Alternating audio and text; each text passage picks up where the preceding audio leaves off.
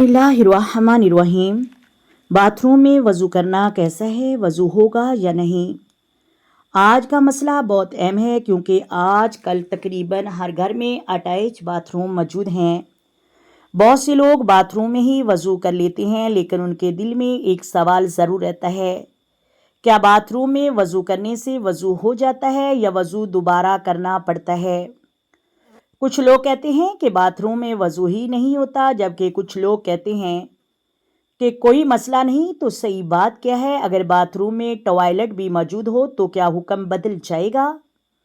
आज की वीडियो में हम इन तमाम बातों को कुरान और हदीस और फ़िक़ही असूल की रोशनी में समझेंगे, इसलिए वीडियो को आखिर तक ज़रूर सुनिए। पहली बात, वज़ू असल में किस चीज़ का नाम है? वज़ू के लिए असल चीज़ ये है कि शरीयत के बताए हुए अज़ा को सही तरीके से पाक पानी से धोया जाए और मसाह किया जाए। हज़रत उस्मान गनी रदियल्लाहु ताला अन्हु ने रसूलुल्लाह सल्लल्लाहु अलैहि वसल्लम के वज़ू का तरीका बयान करते हुए चेहरा, हाथ, सर का मसा और पाँव धोने का जिक्र फरमाया। ये हदीस सही बुखारी हदीस 159 में मौजूद है। लिहाजा वज़ू की सेहत का तल्लुक़ बुनियादी तौर पर इस बात से है कि वज़ू के ज़रूरी अरकान और शराइत सही तौर पर अदा हुए हैं या नहीं। मोहतरम नाज़रीन, दूसरी बात, क्या बाथरूम में वज़ू हो जाता है? जी हाँ, अगर बाथरूम में वज़ू की जगह बनी हुई है, पानी पाक है और वज़ू के अज़ा सही तरीके से धोए जा रहे हैं तो वज़ू हो जाता है। मसलन आजकल बहुत से घरों में एक ही जगह वाश बेसिन, शावर, टॉयलेट सब मौजूद होते हैं।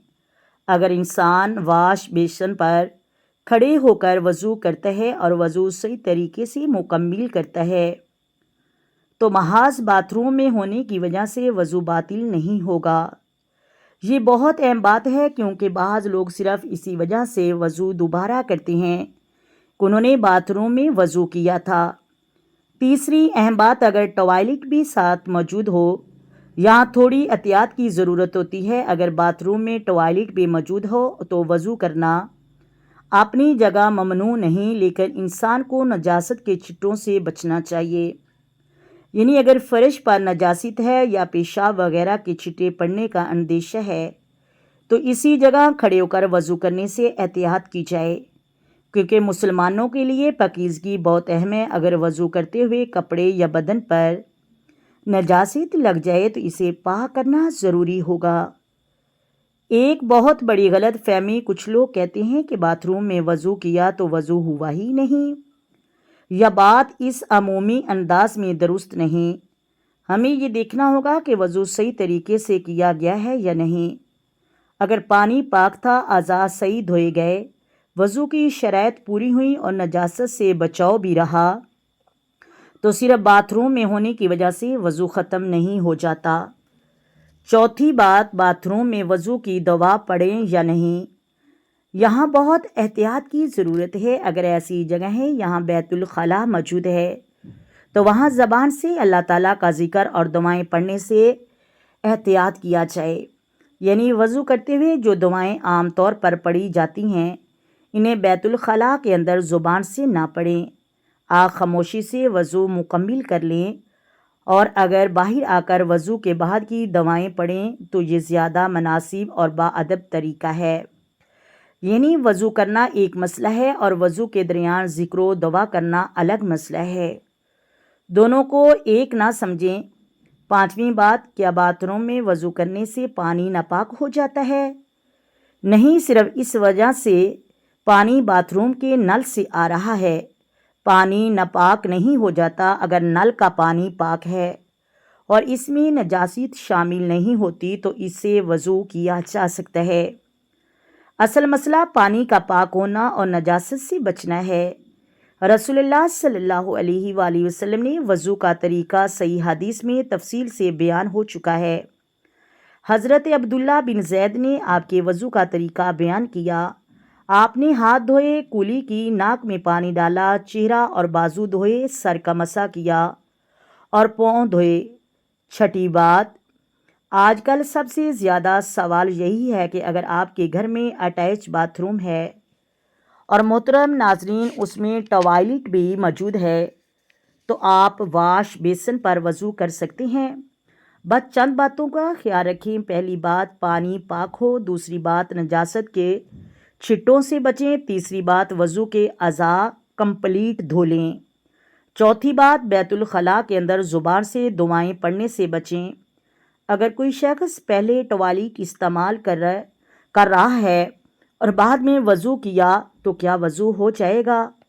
اگر سب سے پہلے نجاست کو اچھی طرح دور کر لیا، بدن اور کپڑے پاک ہیں، وضو کی تمام اعضاء صحیح دھوئے اور وضو کی شرائط پوری کی تو وضو ہو جائے گا۔ البتہ صفائی اور چھٹوں سے بچنے کا بہت خیال رکھنا چاہیے۔ تو پھر آج کل کی ویڈیو کا صاف جواب کیا ہے؟ آئے ایک جملے میں سمجھ لیجئے۔ باتھ روم میں وضو کرنے سے وضو خود بخود باطل نہیں ہوتا۔ اگر وضو صحیح شریعت کے طریقے سے مکمل کیا جائے، پانی پاک تھا، نجاست سے بچاؤ رہا تو وضو ہو جائے گا۔ البتہ اگر نجاست بدن یا کپڑے پر لگ گئی تو اسے پاک کرنا ضروری ہے، اور اگر وضو کی کوئی شرعی شرائط نہیں ہوئی تو پھر وضو درست نہیں ہوگا۔ دین کے مسائل میں ہمیں صرف سنی سنائی باتوں پر فیصلہ نہیں کرنا چاہیے، نہ ضرورت سے زیادہ سختی کرنی چاہیے اور نہ ہی دین کے معاملے میں لاپرواہی۔ وضو اللہ تعالیٰ کی عبادت کی تیاری ہے، اس لیے اسے سنت کے مطابق پاکیزگی اور ادب کے ساتھ ادا کریں۔ رسول اللہ صلی اللہ علیہ وآلہ وسلم کے وضو کا طریقہ صحیح حدیث میں واضح طور پر موجود ہے۔ اگر آج کی ویڈیو سے آپ کو مسئلہ سمجھ آیا ہے تو اسے دوسروں تک بھی پہنچائیں، کیونکہ ممکن ہے بہت سے لوگ صرف غلط فہمی کی وجہ سے پریشان ہو رہے ہوں۔ اللہ تعالیٰ ہمیں صحیح دین سمجھنے اور اس پر عمل کرنے کی توفیق عطا فرمائے۔ آمین یا رب العالمین۔ آئے میرے ساتھ مل کر آقا دو عالم نور مجسم سرور کائنات صلی اللہ علیہ وآلہ وسلم کی ذات پر درود و سلام کے نذرانے پیش کریں۔ الصلاۃ والسلام علیک یا سیدی یا رسول اللہ، الصلاۃ والسلام علیک یا سیدی یا خاتم النبیین، الصلاۃ والسلام علیک یا سیدی یا رحمت للعالمین، الصلاۃ والسلام علیک یا سیدی یا محمد رسول اللہ۔ محترم ناظرین، اللہ حافظ۔